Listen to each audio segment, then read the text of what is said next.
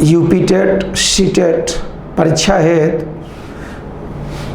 उत्तर भारत व इलाहाबाद की सर्वश्रेष्ठ संस्था अनन्या अकेडमी में आप सभी लोगों का ऑनलाइन क्लासेस में हार्दिक स्वागत है। मेरे प्रिय छात्रों, जैसा कि आप जानते हैं, आज हम लोगों का पर्यावरण मीन्स इन्वायरमेंट के बारे में दूसरा लेक्चर होने जा रहा है। इसमें लास्ट क्लास में आपको मैंने बताया कि आप के लिए सबसे इम्पॉर्टेंट लेसन, सबसे महत्वपूर्ण अध्याय है वायुमंडल। वायुमंडल जिसे आप अंग्रेजी में एटमॉस्फियर कहते हैं, जिसे आप इंग्लिश में एटमॉस्फियर कहते हैं। इस एटमॉस्फियर को basically atmosphere is divided into two parts. इसको आप मूल रूप से दो भागों में बांटते हैं। एक को आप सममंडल, एक को आप सममंडल कहते हैं, जिसे आप अंग्रेजी में होमोस्फीयर कहते हैं। और इस होमोस्फीयर के 3 भाग हैं, जिसमें पहला है क्षोभ मंडल या ट्रोपोस्फीयर, दूसरा समताप मंडल, समताप मंडल या स्ट्रेटोस्फीयर, स्ट्रेटोस्फीयर, एवं तीसरा है मध्य मंडल। इट इज़ कॉल्ड मीजोस्फीयर, इसे आप मध्य मंडल कहते हैं। तो यहाँ पर पहला ही प्रश्न बन सकता है कि निम्न में कौन सममंडल में शामिल नहीं है, which is not included in, which is not part of homosphere, or which sphere is related to homosphere। कौन सममंडल का भाग है या कौन सममंडल का भाग नहीं है। दूसरा, इसके विभाजन में विषम मंडल, विषम मंडल या इसे ही आप हेटेरोस्फीयर कहते हैं। It is called heterosphere. और इस मंडल के 2 भाग हैं। एक को आप आयन मंडल या आयनोस्फीयर कहते हैं, वह दूसरा साथ ही साथ अंतिम भाग है बहिर्मंडल, which is also called exosphere. इसे आप अंग्रेजी में एक्सोस्फीयर कहते हैं। ये आपका एटमॉस्फियर के 5 भाग हैं, but basically it is divided into 2 parts. First is homosphere and second is heterosphere. और हेटेरोस्फीयर के 2 भाग हैं, जैसे आयन मंडल, बहिर्मंडल। और सममंडल के 3 भाग हैं। यहाँ पर आपकी परीक्षा में यह ऊंचाई के अनुसार सतह से भी, धरातल से भी, फ्रॉम सी लेवल आल्सो क्रम पूछा जा सकता है। जैसे सतह से पहला मंडल, दूसरा मंडल, तीसरा मंडल, चौथा मंडल, इनका क्रम आपके यहाँ पूछा जाता है। या इसी को या ऊंचाई के अनुसार घटते क्रम में भी पूछ सकता है। यहाँ लास्ट क्लास में जैसा कि हम लोग पिछली क्लास में चर्चा किए थे कि वायुमंडल यह दो शब्दों से बना है। वायुमंडल it is made up by two word, या दो शब्दों से बना है। एक को आप वायु कहते हैं और दूसरे को मंडल कहते हैं, जिसमें वायु का तात्पर्य है, जो कि विज्ञान भी कहता है, it is mixture of gases. यह गैसों का, विभिन्न गैसों का मिश्रण होती है। और मंडल का तात्पर्य है घेरा या आवरण या envelope. It means mixture of many gases around us are called atmosphere और वायुमंडल, या इसको आप क्या कहते हैं, हमारे चारों ओर गैसों का एक विशाल आवरण वायुमंडल कहलाता है। और इस वायुमंडल का अध्ययन जिस विज्ञान में किया जाता है उसे आप वायुर्विज्ञान या एयरोलॉजी कहते हैं। Study of atmosphere is called aerology. और वायुमंडल के निचले भाग के अध्ययन को ऋतु विज्ञान, या भी आपके एग्जाम में बहुत पूछा जाता है, ऋतु विज्ञान या मेट्रोलॉजी कहते हैं। Study of below part of atmosphere is called metrology, ऋतु विज्ञान कहा जाता है। Please all of you remember these item. इसके बाद यहाँ पर जब आप देखेंगे कि एटमॉस्फेयर की ऊंचाई धरातल से, अर्थ सरफेस से आप 10,000 किलोमीटर की ऊंचाई तक निर्धारित करते हैं। 10,000 किलोमीटर की ऊंचाई तक वायुमंडल की ऊंचाई निर्धारित की जाती है। और 10,000 किलोमीटर के बाद, या जहाँ से गैसों की प्राप्ति होना बंद हो जाती है, उसे आप अंतरिक्ष या स्पेस कहते हैं। 10,000 किलोमीटर की ऊंचाई पर अत्यंत विरल गैसों की प्राप्ति होती है, जिसमें वायुमंडल की सबसे हल्की गैस हाइड्रोजन, हीलियम आदि की प्राप्ति होती है।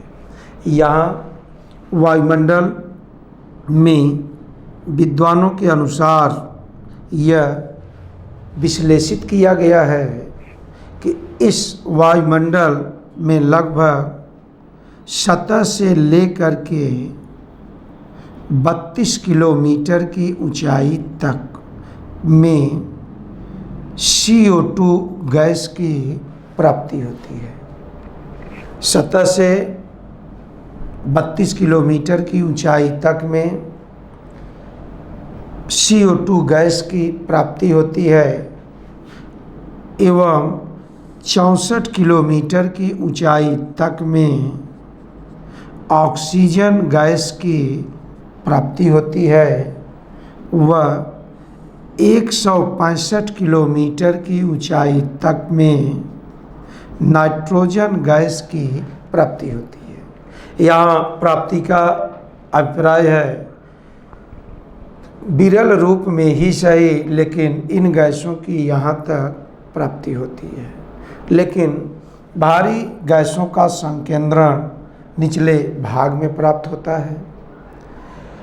वायुमंडल में विद्वान ये बताते हैं कि वायुमंडल की संपूर्ण गैसों का लगभग 6.4 किलोमीटर या लगभग 7 किलोमीटर की ऊंचाई तक में पूरे वायुमंडल की 50% गैसों की प्राप्ति होती है। इस ऊंचाई पर 50 किलोमीटर की ऊंचाई पर 6.4 किलोमीटर की ऊंचाई पर 50% गैसों का कंसंट्रेशन या उपस्थित प्राप्त होती है एवं 32 किलोमीटर की ऊंचाई तक में विद्वान बताते हैं कि लगभग 99% गैसों की प्राप्ति होती है। या वहीं पर विद्वान ये भी बताते हैं कि 29 किलोमीटर की ऊंचाई पर पूरे वायुमंडल की लगभग 97% गैसों की प्राप्ति होती है। निष्कर्ष यह है कि 32 किलोमीटर की ऊंचाई तक में कहा जाता है कि शेष 1% गैसों की प्राप्ति होती है। अर्थात 32 किलोमीटर की ऊंचाई से लेकर के 10,000 किलोमीटर की ऊंचाई तक में मात्र 1% गैसों की प्राप्ति होती है। अर्थात ऊपरी भाग में गैसें अत्यंत विरल रूप में प्राप्त होती हैं। यहाँ अध्ययन की सुविधा हेतु घनत्व, वायुदाब व वायु की उपस्थिति आदि के आधार पर इसे हम 5 भागों में विभाजित करते हैं। लेकिन इन मंडलों पर पहुंचने से पहले, जैसा कि आप सभी लोग बहुत भली भांति जानते होंगे कि संपूर्ण वायुमंडल की गैसों में सर्वाधिक मात्रा में प्राप्त होने वाली गैस नाइट्रोजन है, जो कि 78.08% प्राप्त होती है। फिलहाल बहुत सारे विद्वानों के द्वारा इसकी अलग अलग मात्रा बताई जाती है, क्योंकि आपका एग्ज़ाम माइनस मार्क है और माइनस मार्क का यही सबसे ब्रांडेड डेटा है। इसे आप कभी भी परिवर्तित करने का प्रयास नहीं करेंगे। तो यहाँ वायुमंडल में नाइट्रोजन गैस की प्राप्ति लगभग 78.08% होती है। यह हमारे लिए बहुत ही आवश्यक गैस है। यह गैस वायुमंडल में जो कि उपलब्ध है, वर्षा जल के साथ यह धरातल पर पहुंच कर के मृदा में घुल कर के यह पेड़ पौधों व वनस्पतियों को न्यूट्रिएंट्स या पोषक तत्व प्रदान करती है, जिससे पौधों, वनस्पतियों या वेजिटेशंस का वृद्धि और विकास, ग्रोथ एंड डेवलपमेंट संभव हो पाता है। दूसरे स्थान पर महत्वपूर्ण गैस पाई जाती है ऑक्सीजन, जो वायुमंडल में 20.95% प्राप्त होती है।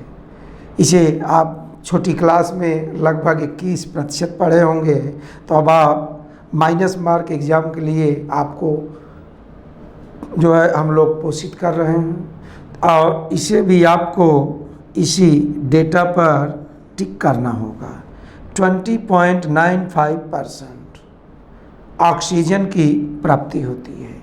इसे आप जीवन प्रदायी गैस या लाइफ प्रोड्यूसिंग गैस कहते हैं, प्राणवायु कहते हैं, या इसी को आप जान गैस भी कहते हैं। तथा तीसरी महत्वपूर्ण गैस हमारे वायुमंडल की CO2 है, जो 0.03% प्राप्त होती है।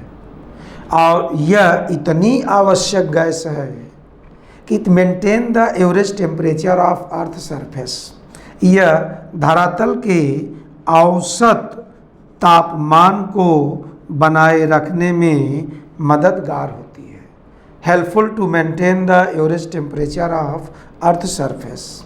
और अब यदि आप देखेंगे तो वायुमंडल की ये तीनों इसी मात्रा में, एक उचित मात्रा में, अच्छे मिश्रण की वजह से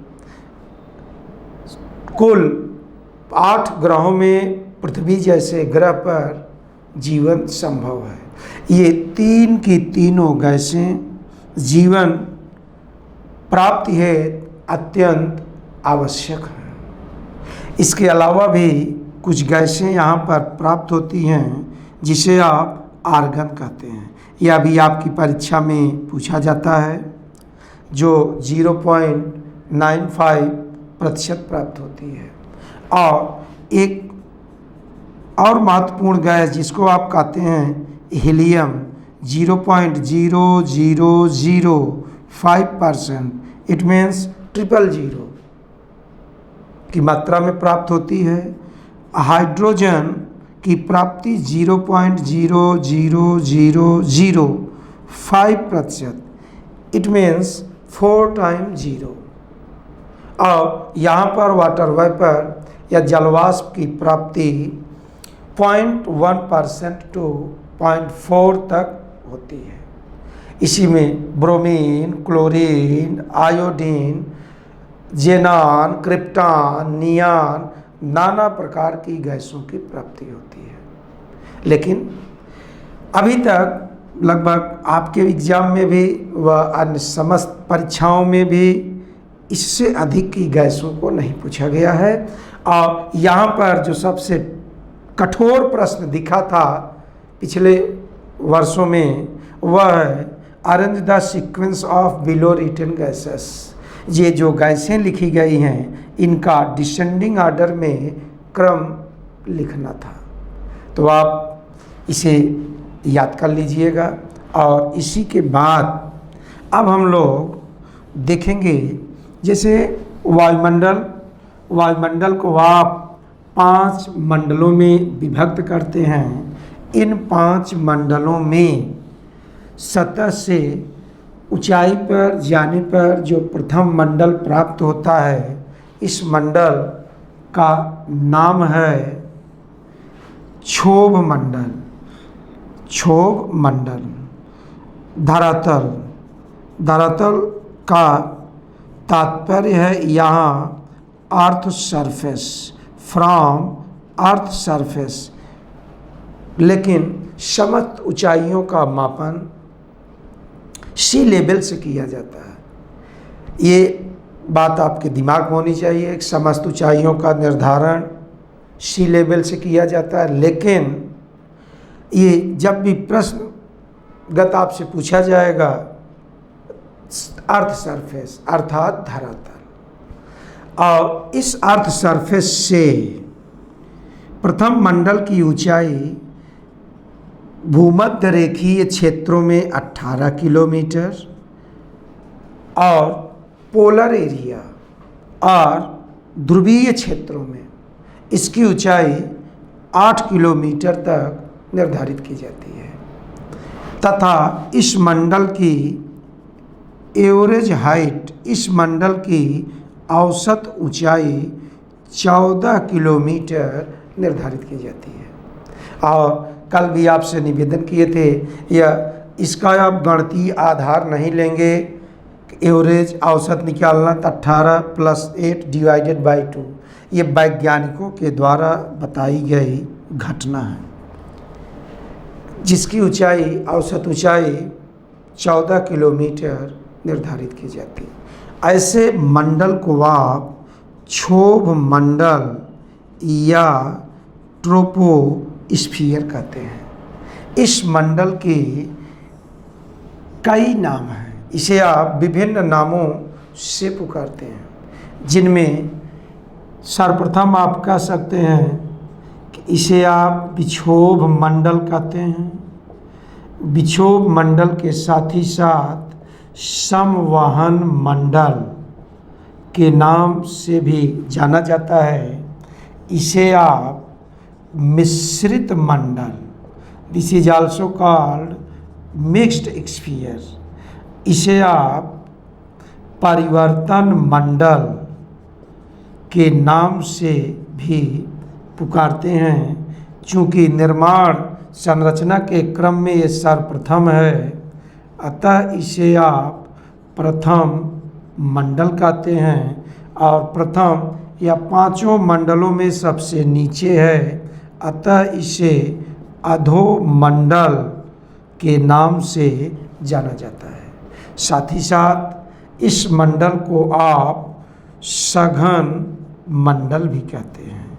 तो ये सारे नाम इसमें उपस्थित गुण के आधार पर हुआ करता है, लेकिन इसे आप अंग्रेजी में ट्रोपोस्फीयर कहते हैं। It is called troposphere. इस मंडल में विषुवत रेखीय क्षेत्रों या भूमध्य रेखीय क्षेत्रों या इक्वेटोरियल एरिया में इसकी ऊंचाई अधिक निर्धारित की जाती है, क्योंकि गर्म पवनों का यहाँ तक संवहन होता है, हॉट वर्टिकल विंड्स, जबकि इस भाग में 8 किलोमीटर की ऊंचाई तक होता है। इसी मंडल में संपूर्ण वायुमंडलीय घटनाएं घटित होती हैं। संपूर्ण वायुमंडलीय घटनाओं का तात्पर्य है जैसे बादल या क्लाउड, वर्षा, रेनफॉल, फॉग या कोहरा, लाइटनिंग एंड थंडरिंग, तथा यहीं पर स्टॉर्म जिसको आप तूफान कहते हैं, एवं साइक्लोन, जितनी भी घटनाएं हुआ करती हैं वायुमंडलीय घटनाएं, समस्त इसी मंडल में संपादित होती हैं। और एक यहाँ बात और आपको बताना चाहेंगे, इन बाधाओं के बावजूद भी यहाँ इसी मंडल में एरोप्लेन फ्लाइट इसी मंडल में उड़ान भरती है। Aeroplane flight fly in troposphere, उड़ान इसी मंडल में भरती है, लेकिन इसे उड़ान भरने हेतु आदर्श दशाओं की प्राप्ति स्ट्रेटोस्फीयर में होती है, अर्थात समताप मंडल में होती है और समताप मंडल के निचले भाग में होती है। इस मंडल की जानकारी देने का श्रेय टीजेरेंस डिबार्ड महोदय को जाता है। टीजेरेंस डिबार्ड महोदय तथा इस मंडल के ऊपरी भाग और समताप मंडल के निचले हिस्से दोनों के मिश्रित भाग, जहाँ क्षोभ मंडल की विशेषता समाप्त हो रही होगी और जब समताप मंडल की विशेषता प्रारंभ हो रही होगी, ऐसी स्थिति में एक विद्वान हैं सर नेपियर। सर नेपियर ने ऐसे मिश्रित क्षेत्र को क्षोभ सीमा या ट्रोपोपाज कहकर संबोधित किया है। इसे ही ए लेयर के नाम से भी जाना जाता है। इसे आप ए लेयर के नाम से पुकारते हैं। और आपकी परीक्षा में पूछा जाने वाला, जो कि यूपी टेट और सी टेट के एग्ज़ाम में अनेक बार पूछा गया है, many times art in your examination, कि इस मंडल की पहली खासियत है कि इसमें तापमान में गिरावट आती है और इस मंडल में तापमान 165 मीटर की ऊंचाई पर 1 डिग्री सेल्सियस की दर से गिरावट आती है, डाउनफॉल, डिक्रीजेस, और इसी का पर किलोमीटर में कुछ मात्रा में गिरावट के साथ विद्वान ये बताते हैं कि पर किलोमीटर 6.4 डिग्री सेल्सियस की दर से तापमान गिरता है। प्रति किलोमीटर 6.4 डिग्री सेल्सियस तापमान गिरने की दर को नॉर्मल लैप्स रेट कहते हैं। नॉर्मल लैप्स रेट, सामान्य ताप ह्रास दर, decreasing of temperature by the per kilometre 6.4 degree Celsius are called normal lapse rate. प्रति किलोमीटर इस मंडल में 6.4 डिग्री सेल्सियस की दर से गिरावट को सामान्य ताप ह्रास दर के नाम से पुकारा जाता है।